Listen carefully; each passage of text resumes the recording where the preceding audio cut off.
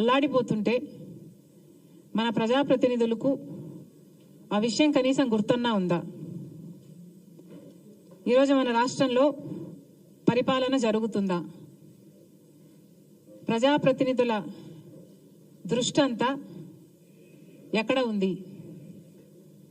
చంద్రబాబు గారేమో శుద్ధి అని శాంతి హోమాలు చేస్తున్నారు. పవన్ కళ్యాణ్ గారేమో ప్రాయశ్చిత దీక్షలు చేస్తున్నారట. ఇక ఇప్పుడు జగన్మోహన్ రెడ్డి గారు కూడా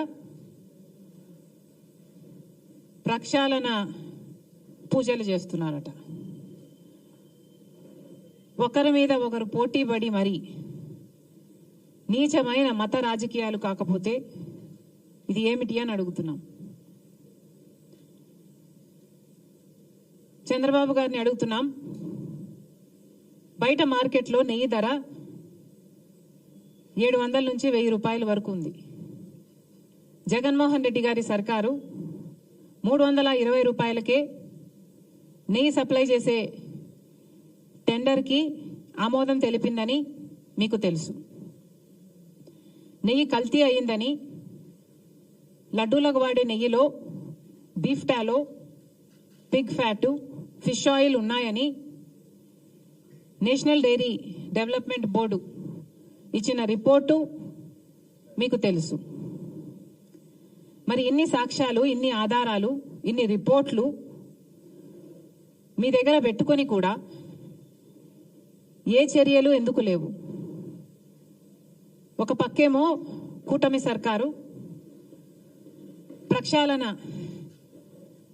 దీక్షలు చేస్తున్నారు, ఇంకో పక్కేమో ఇప్పుడు జగన్మోహన్ రెడ్డి గారు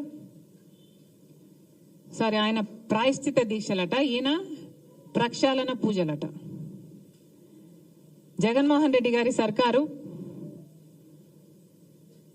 లడ్డూలలో కల్తీ నెయ్యి వాడితే కూటమి సర్కారు అదే లడ్డూలలో మత రాజకీయాలు కలుపుతుంది. ఇద్దరికి ఏమిటి తేడా? ఇంకో పక్కేమో బీజేపీకి చెందిన కేంద్ర మంత్రులే ఈ లడ్డూల వ్యవహారం మీద మాట్లాడుతూ ఇది హిందూ మతం అంతం చేయడానికి కుట్ర అని మాట్లాడుతున్నారు. ఇది హిందూ మతంపై దాడి అని మాట్లాడుతున్నారు. ఇక్కడ మన పవన్ కళ్యాణ్ గారేమో క్రిస్టియన్లు, ముస్లింలు చర్చుల మీద, మసీదుల మీద ఇదే జరిగితే వాళ్ళు ఊరుకుంటారా? మేము ఎందుకు సహించాలి అన్నట్లు మాట్లాడుతున్నారు.